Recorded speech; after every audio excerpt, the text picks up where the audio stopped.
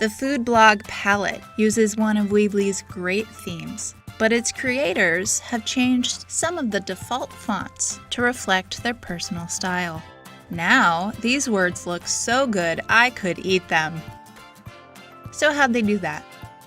There are many font controls to play with in the theme section under Change Fonts. Let's look at paragraph text, which can make the most impact to the overall look of your site. Paragraph text controls the default font for all the text elements you add to your site.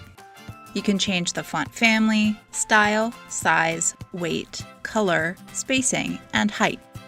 There are over 100 font families here to choose from, but each one we provide is what is known as a web-safe font, which means any person using any browser on any computer will be able to view the font without any trouble. You can change the font size to any number you'd like. Just keep in mind that staying within 12 to 20 will make your paragraph text easy to read without having the effect of yelling at your visitors. Style and/or weight options depend on theme and can include normal, bold, light, and italic. Color here will open up a small range of recommended colors to choose from, which can be expanded with the arrow on the lower right, where you can enter a hex code. Make all the text uppercase, adjust the kerning or space between letters, and line height of your text.